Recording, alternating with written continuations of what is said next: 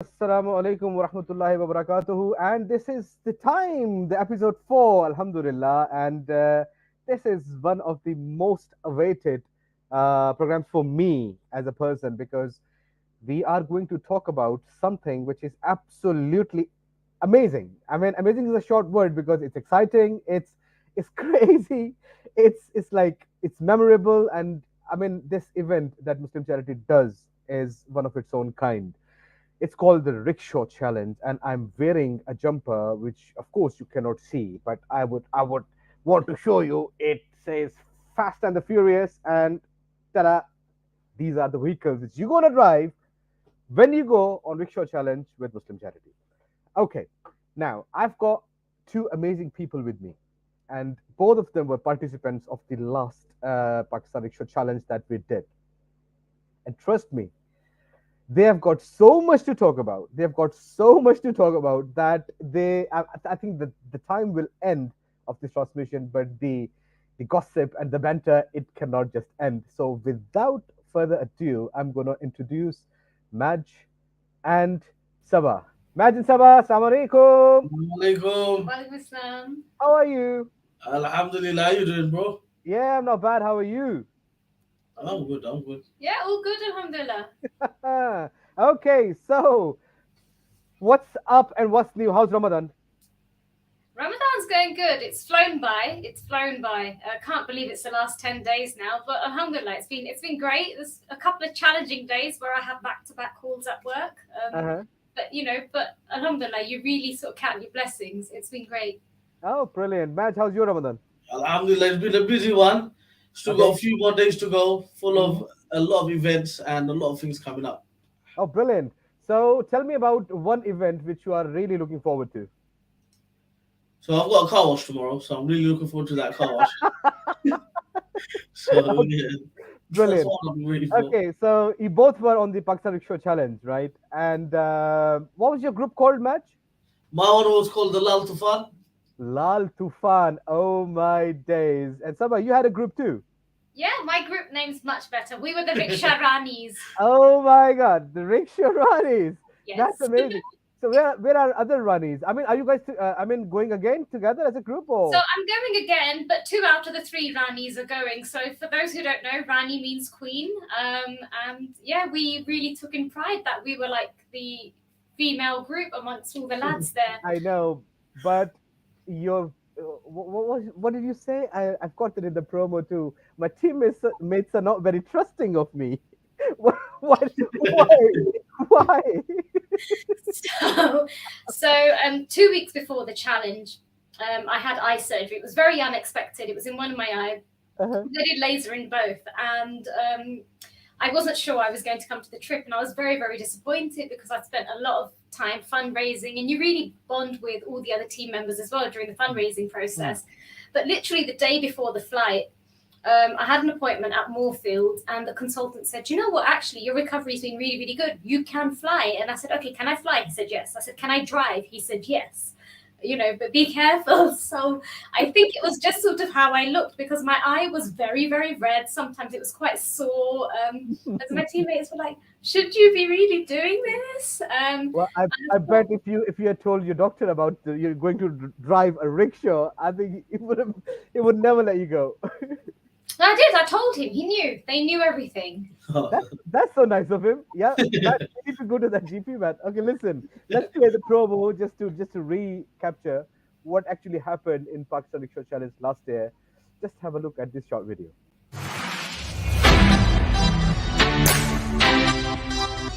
You boys buckled up? Let's do this thing.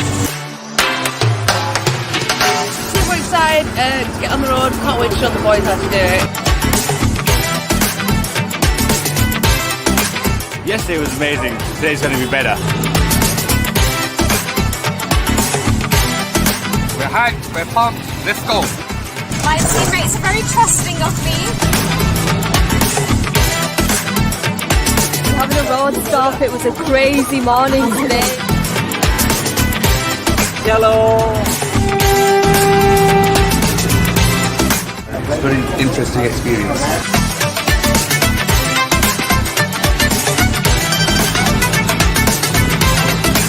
I totally do it again.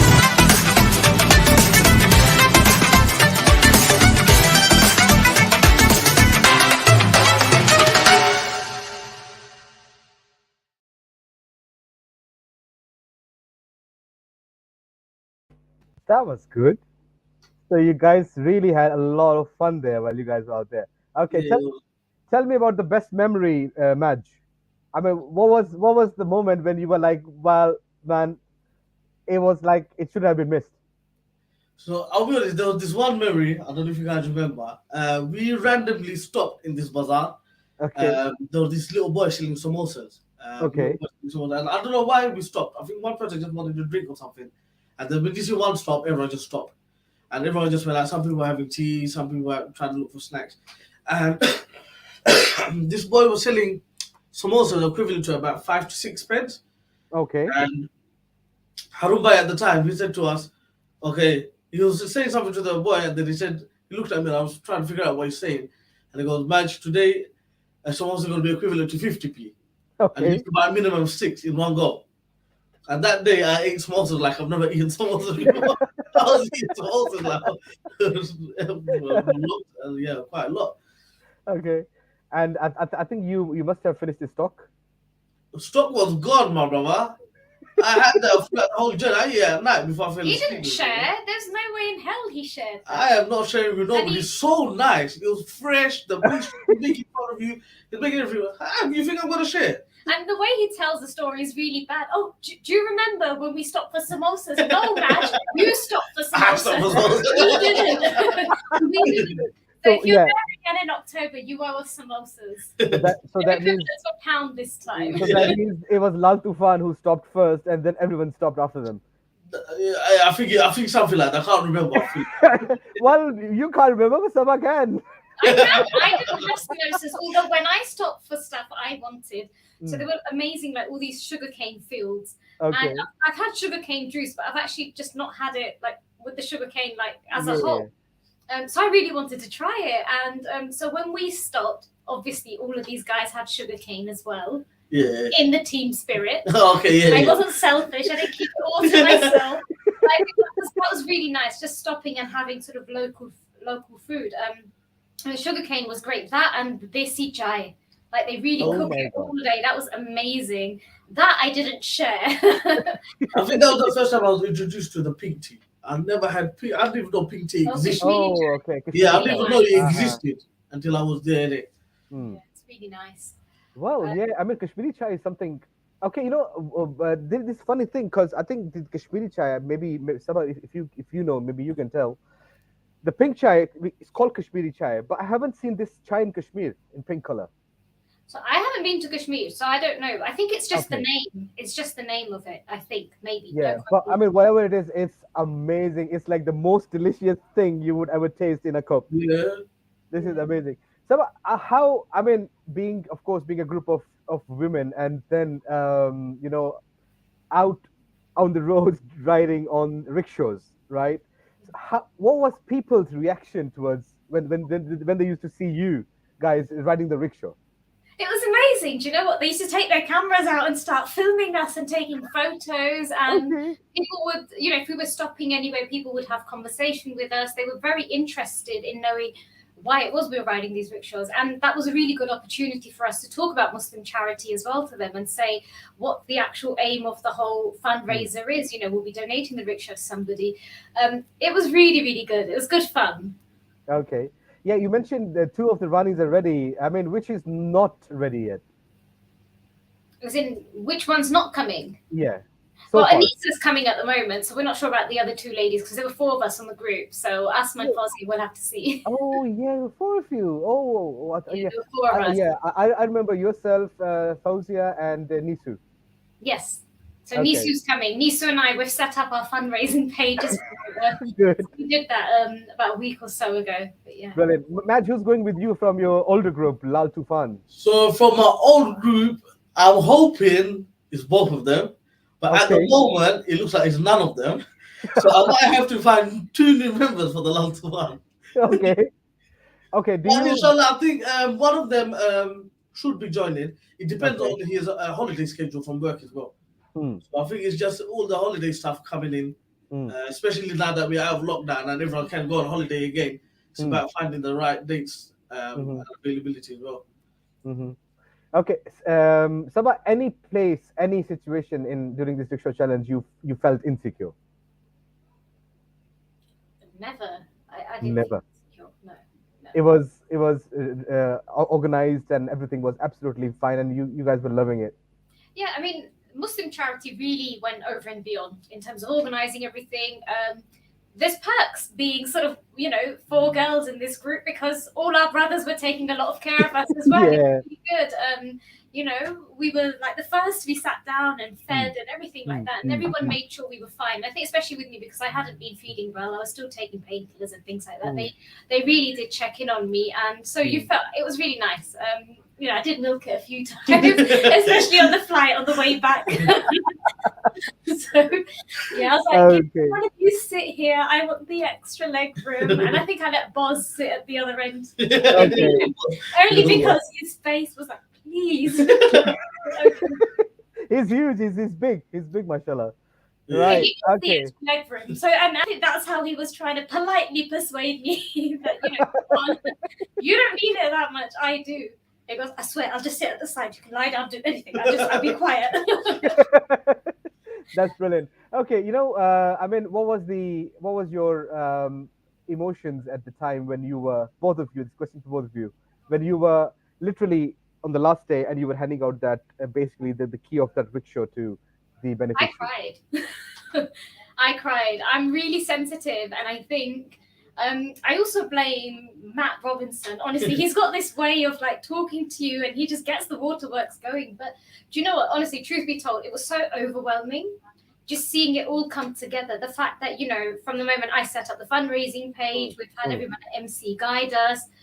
Friends and family were all donating, and then we've raised this rickshaw throughout, raised our awareness, seen great projects, and now we're actually giving it to a family, and it's going to, it did change their life. And we've had some updates after as well, which again, you look at them and you do choke up because they're like, this is how much they're earning, their kids are in school, they're able to pay bills, get their groceries. It's amazing.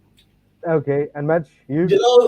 Experiencing it firsthand, actually getting to drive the rickshaws, you get a feel of how their lifestyle will be.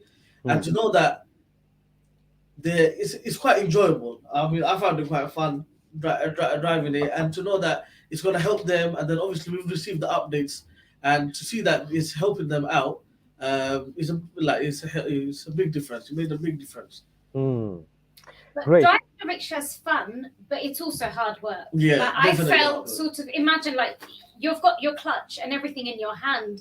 And I think for me, like, even though I work and all, but I've got like nice ladylike hands. And there were times where you sort of feel like, oh, am I getting a bit of a blister? Or the skin feels quite dry here. We did that for 4 days or something. They do that all the time. That's their job. The whole day. So it's really humbling as well. Right. It's not easy. I stalled. I think my first, when we were doing the practice, I think I spent 1 hour stalling. Okay.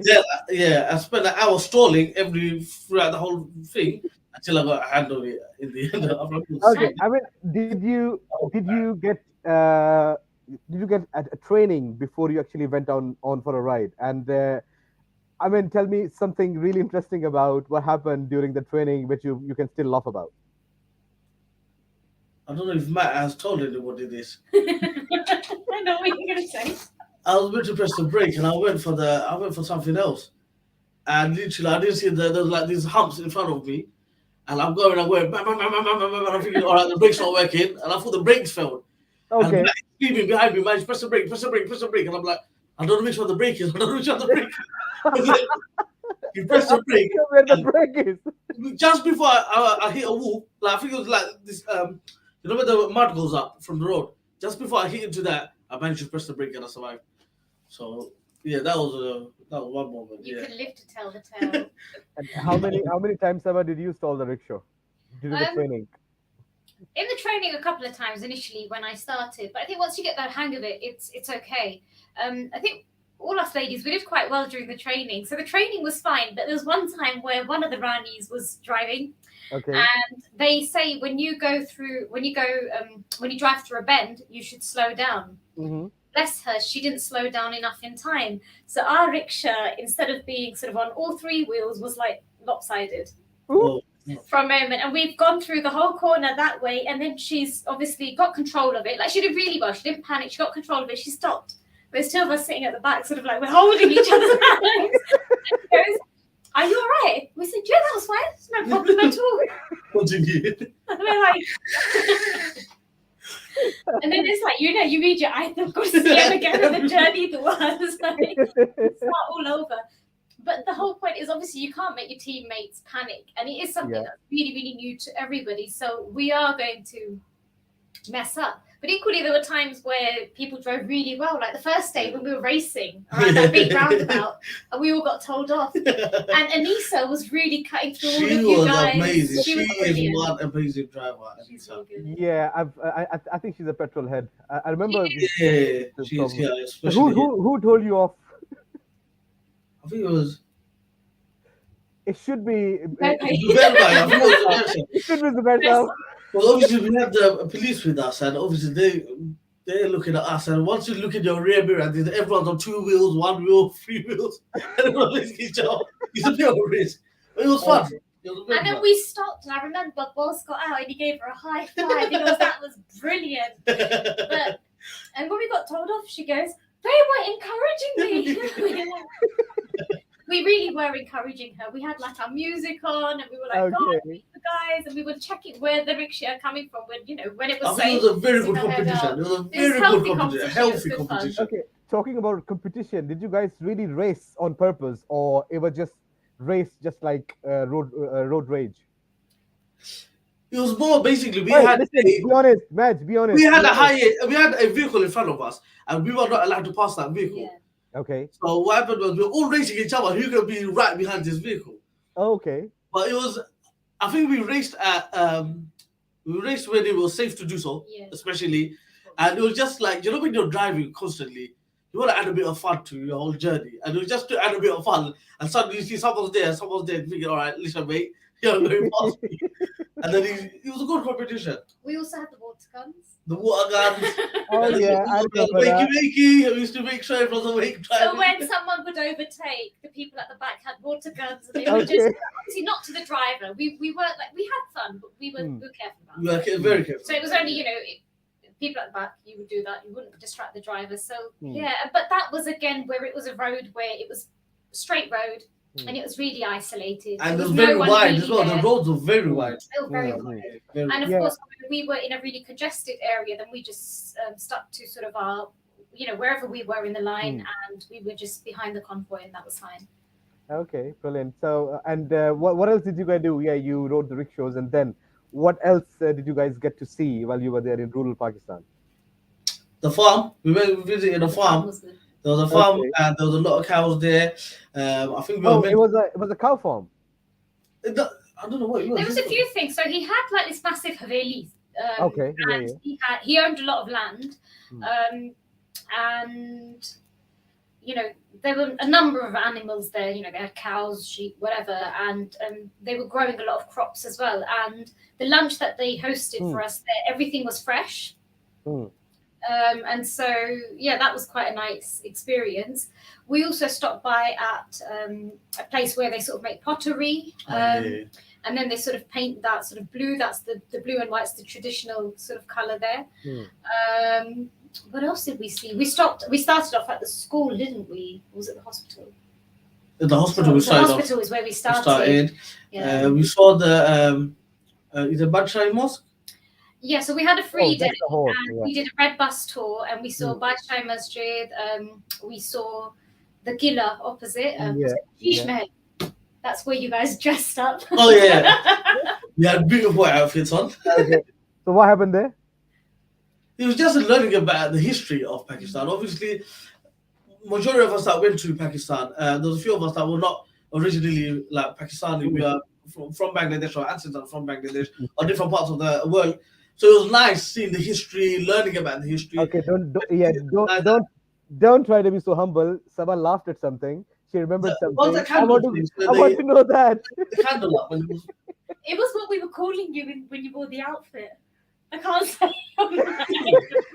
Say it. Come on, do it. I think we'll just carry on with the next question. I think it was Boz, and he goes, "What does he look like?" And then Tarek said it. I couldn't stop laughing. No, we'll spare Madge the embarrassment. Oh gosh, it's back. Okay. But they were very interesting and traditional sort of outfits that they were wearing, and it reminded us of some rather unique animated And these characters. are the pictures that nobody has seen yet. Okay. I've made sure it's hidden. I haven't even shown my family because I think I showed my dad and I didn't get a good response from him either. So I will even not show it to no one else. I think I've seen Maybe those you can pictures. use it to fundraise. I will share the picture, and you try and guess what my teammates said about me, and then see if you get your funds that way. Sabba, I think you have got my number, so I'll be just WhatsApp them to me. I don't know. I might have the picture on my old phone. Do you know? I'm gonna have to go look at it. My You go home, enjoy yourself, relax, think about the next one. Brilliant. really good. Did when you visit the farm, did you get a chance to milk the cow? Did they tell you how to milk it, Madge? Van was meant to show us, but I don't think the cow was in a very good mood. He was swinging his tail everywhere. And Okay. so I think for my safety, I didn't want to get whacked by a cow. Well, I think we were also Okay. concerned for Irfan by safety. We didn't want him to be hurt. He's very he's always up for a challenge, a new challenge every He is moment. definitely, he is full of life. He's up this for a guy, yeah. challenge. But do you know, that's another thing that was really interesting. Irfan Bhai's stories. Yes. He has Okay. the best stories. So when we were traveling to wherever we had to, so we started off in Lahore and then we traveled to a village. And then when we donated the rickshaw, we then traveled back in a coach.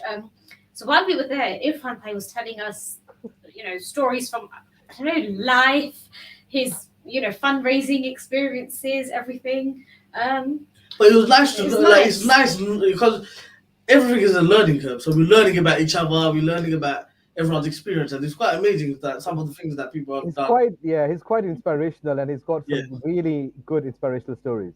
Yeah, 100%. Yeah. Him and Harun Bhai, they had the best stories. They really Yeah, I know. I don't want to say, there's something came in my mind, but I'm gonna WhatsApp you, man.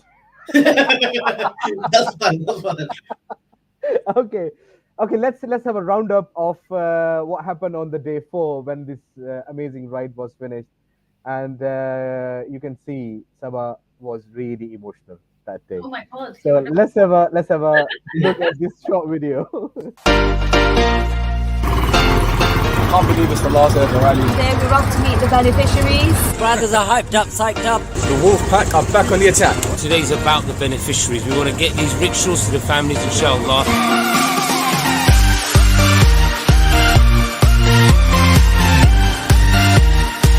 So everything here is natural. They don't dye it. I think I found a new career.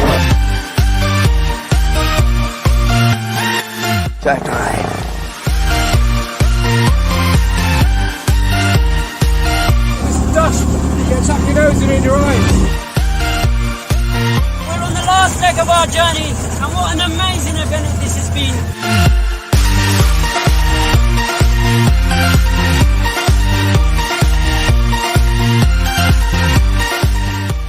We finally reached the fort. We're going to meet the beneficiaries now. So excited.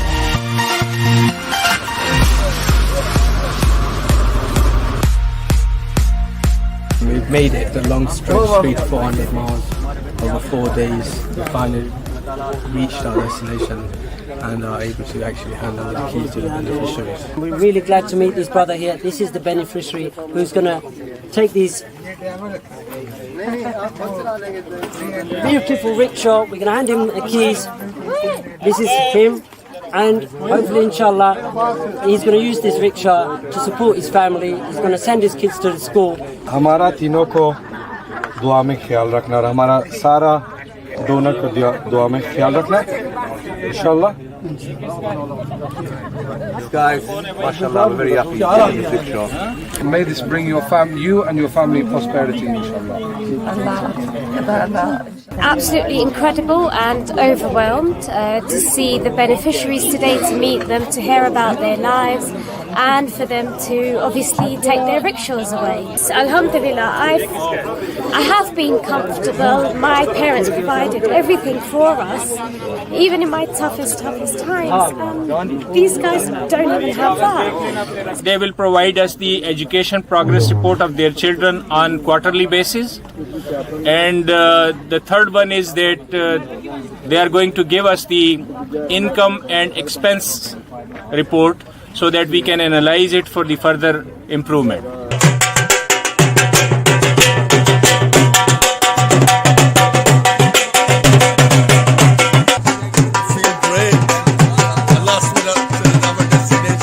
Subhanallah, helping someone doing this challenge.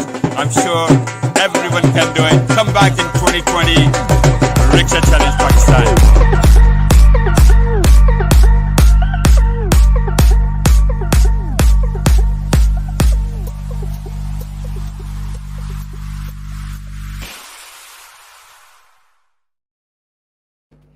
That was amazing.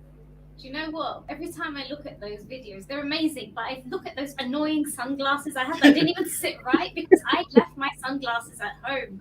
And I was like, I need something. And I bought these off the roadside. And I'm like, oh gosh, this is what you get. You know what you pay for. And it's just, I should have kept them and framed them. They're that bad. you know, on this, I'll tell you, this beneficiary which Maj guys handed over the rickshaw to.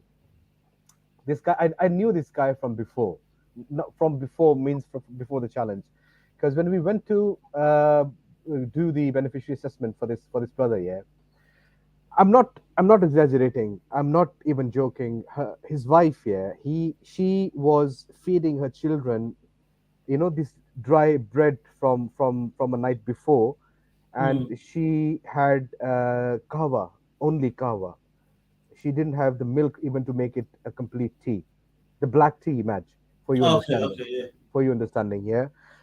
And when she saw us, and and when, to be honest, me and I was there, my crew was there, and they were like, "Wow, subhanallah! I mean, this woman is feeding her children with this," and this guy was under debt, Madge, right? This guy was, because he was a daily wager, and he's not he wasn't a technical person. He just used to do dig a bit of streams for harvesting the land and stuff like that. And this guy was under debt. And after 1 year, when you guys gave him the rickshaw, and I met him after 1 year, yeah, this guy is out of his debts to start with, right? That's good. And 2 of his children are going to school. Yeah. I think we got the report back regarding him. And this guy, if I had, I think I've got his video, Maj. I'm gonna share that video with you. That's a promise, and you would literally see what condition and situation was this guy in when we actually met him and decided to give him a rickshaw. So we also asked him, helped him out to arrange his a license, his training, and everything. And but this guy, this guy is one of those beneficiaries who have really smashed it. Then we had another one. A sister, I really can never forget this sister. She got a shop basically from us, not a rickshaw, of course, but this sister has in Sabba, in the matter of 10 months, she has bought a bike for her husband, a second-hand bike. She has bought 2 goats, and she's milking one and preparing one to sell near the Eid times, because these guys have got livestock and stuff like that. So she's already milking that goat, selling, making some money. Her husband goes to city for the labor now on his bike, so he gets more work and he gets paid more. So it's really important that you actually give these beneficiaries a chance to grow, because you never know, they will grow to the level that they make you proud, and of course it'll be for the betterment of their future.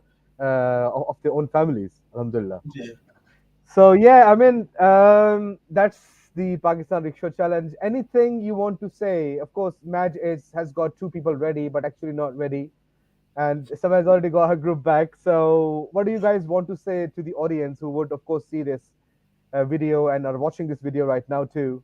That Why should they really think about joining Pakistan Rickshaw Challenge, and why is it different from other challenges? So it's quite a unique challenge because I mean I've taken part in treks and running. Muslim Charity are the only ones that I'm aware of that offer the Rickshaw Challenge, which I think is really interesting. It's a good chance to sort of also experience another country, another culture. In October, we're going to start off in Karachi, which is my home city, and see various parts of Sindh, which I've actually never seen, even though I've been to Pakistan a number of times. So I think it's something that's going to be new for me as well. I think the whole concept of it is really, really good because you fundraise for something and it's not a one-off donation that we're making to somebody, because we're giving them something that they can actually use to earn an income, month on month. And like you said, that sister started off with one thing and then she got a bike, she got the cows, and you can really see sort of how that develops. And that's really how people get out of poverty.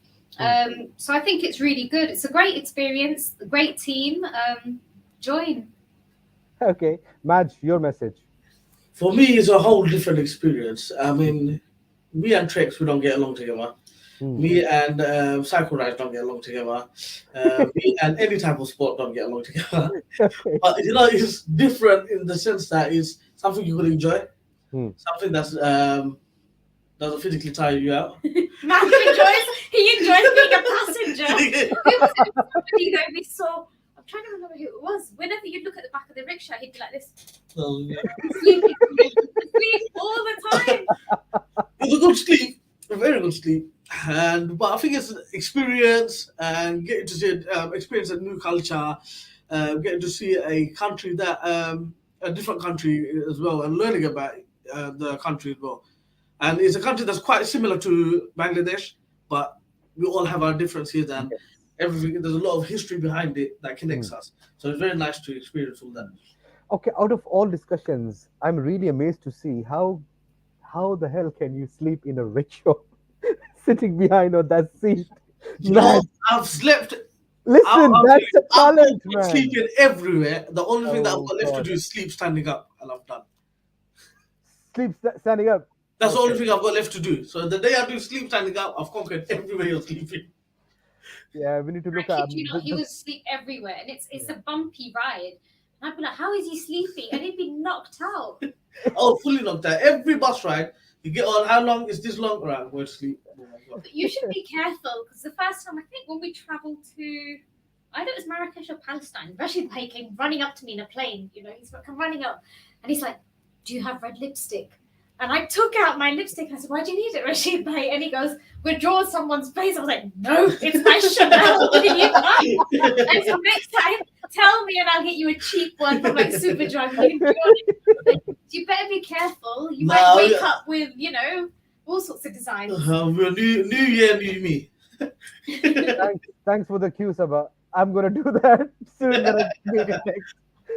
Sabba, thank you so much for giving your time. I know you need to leave, and we'll go to the next segment of Manta with Madge. So I would really, really like to thank you for your time, for your amazing, amazing memories that you've shared with us. And next time we do, inshallah, a stream for Rickshaw Challenge again, we're going to ask you to come again. Thank you. No, thank you for having me. And I mean, you guys make it a great experience. I'm really proud to be part of the MC family. So thank you. Oh, brilliant. Thank you so much. Thank you so much, Sabba. Thank you so much for being here. Assalamualaikum. All right. Assalamualaikum. Assalamualaikum. Take care. Okay. So, I'll see you soon. Yes. So Sabba has left, mashallah. She's an amazing sister, and she is one of those people who have been actively participating in Muslim Charity, different challenges and different activities that she does. But the next project we're going to talk about very briefly is Manta, and this project is something which of course, I mean, even learning about it, even watching a video about it, even getting to know who Manta is, it's so emotional and so unreal. You can't believe that such a community can actually exist in this world, in the current times, in the time of development and the modern era, who are landless and they don't have a land to call home. Just watch this short video, and when we come back, inshallah, we'll talk about it with Madge. Who are the Manta? The story of the Manta will shock you. It is truly beyond belief. The Manta are a community who are born on boats, live their whole lives on boats, and eventually die on boats. Why, you may ask? The reason is because they are landless. They do not have a plot of land on this vast earth to call home. Their boats are their homes. They have lived on these boats for generations. They do not have access to the basic necessities of life.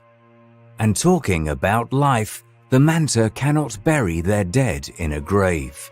Instead, they drown their dead in the sea. The Manta children do not have access to education. That is why Muslim Charity built a boat school for them, which is bringing childhood and opportunities into the lives of the Manta children. It is giving children an education which they never had before. But Muslim Charity has decided to go one step further. Through our partners, we have secured a plot of land for the Manta community on which we are going to construct a multi-purpose community centre for the Manta people. The centre will comprise of an emergency shelter, a masjid, a preschool and a community space. Join hands with Team MC and donate towards this amazing cause. Donate now.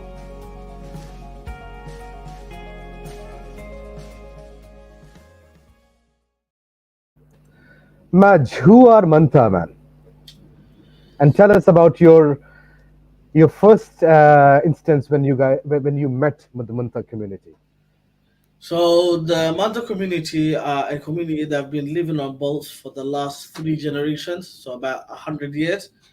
They have a best example that I was told to describe their situation is to say, for example, if God forbid, if our house was to burn down today and we moved into our car, that's the next point of safety for us. We moved into our car, and we ended up living in our car permanently. So my car was my home. My car was where I had my children. I had my wedding. I had my children. I got my children married off. Is where I passed away as well. Literally, the car that you have, whatever car you do have, just imagine that being your home for the rest of your life and for another 2 generations to come. Wow. And my first experience was when we landed into the Manta community, and it was just the way they welcomed us into their community, the smiles, the hugs, they introducing us to each other. They got us drinks, they got us snacks. They were like, come with us. First and foremost, you have to eat with us, and then we'll start our discussion with whatever we need to discuss. So we sat there, we had paratha, we had bhaji, we had tea with them, and it was really nice just getting to know them as a whole. And I mean, 3 generations, Maj, living on the boat. So I mean, have they got their little houses set up? And how big the boat is? So the boat, I'll say it's about it's about 10 foot long, a bit more smaller than that. My God, 10 foot long. 10 foot longer or a bit small. Some of them are a bit smaller than that. Wow. And they have in Bangladesh we call it a noka. I'm not sure how everyone else calls it, but we call it a noka. So it's like a normal boat with and in the middle it has this round cover. So that's like a little small cover it has. So the way they is in that small cover is where the kitchen is. That's their kitchen area. They cook there. After they finish cooking, they let it cool down, and then they put cover it with this piece of wood. Then they put the pillows on top of it. That becomes their bed at night during storm season or cold season.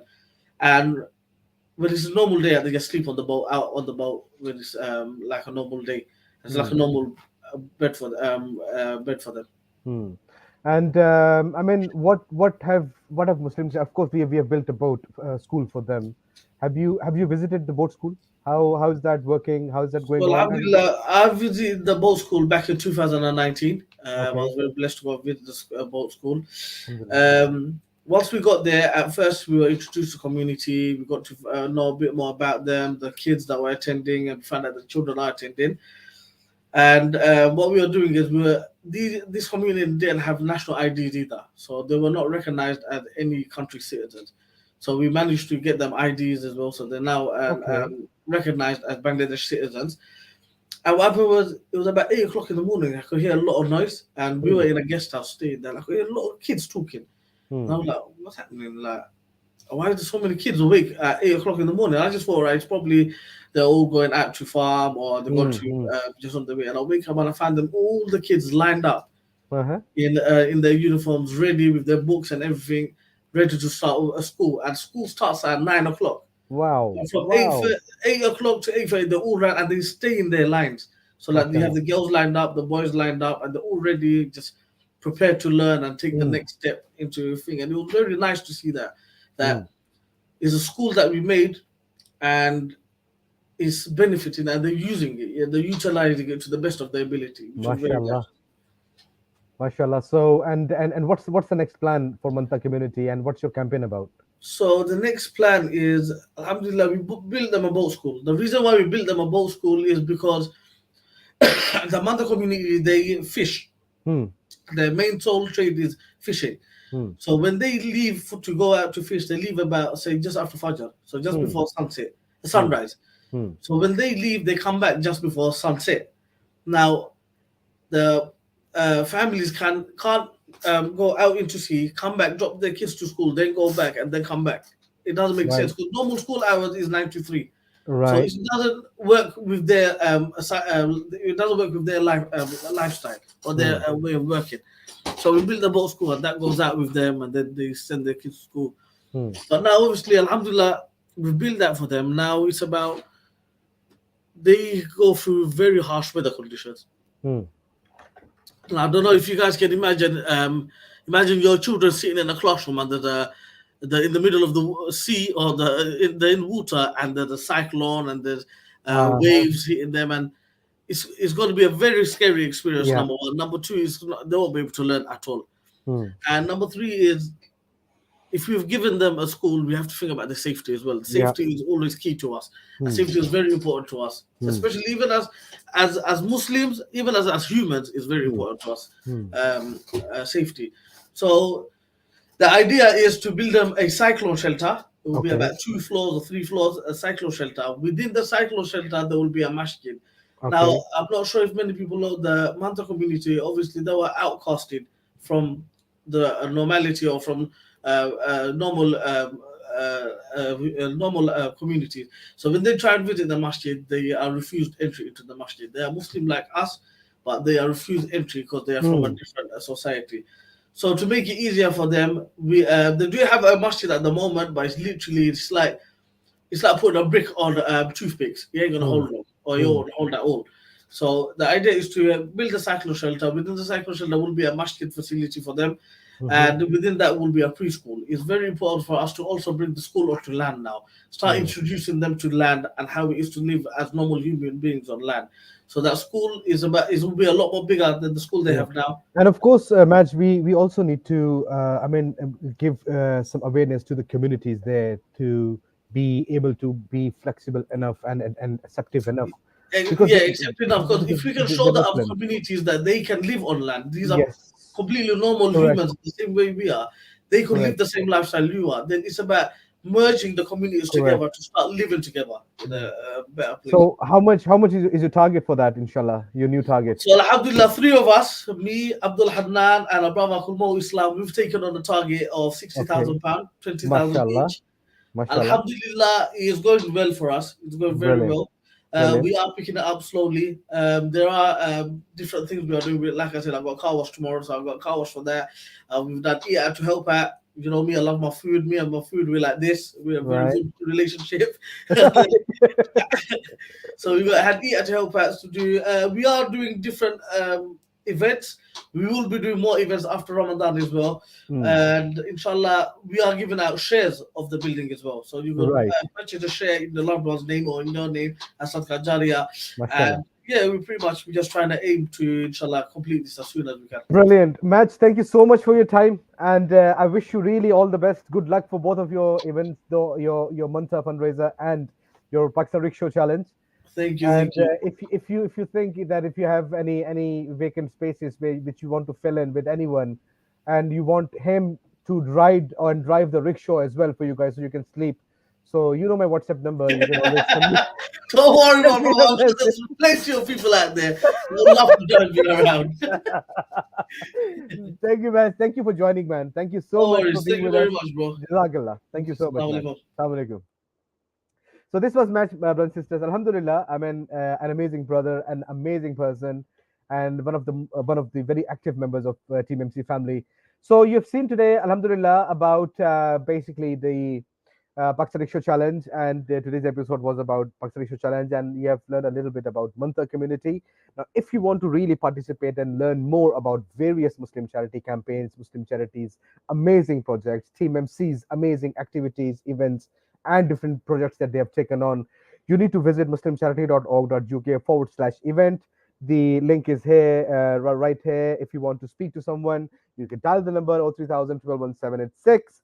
Be a part of Team MC family, be a part of this amazing cause, amazing work, and I must say you will not regret if you decide to join Team MC. Team MC is all about amazing work, some craziness, brotherhood, sisterhood, and it's all about being a family. Fawad signing off from here now. Inshallah, for the next episode, whenever it's ready, whenever it's available, we will join you again and bring out an amazing program for you one more time. And until then, Assalamu alaikum.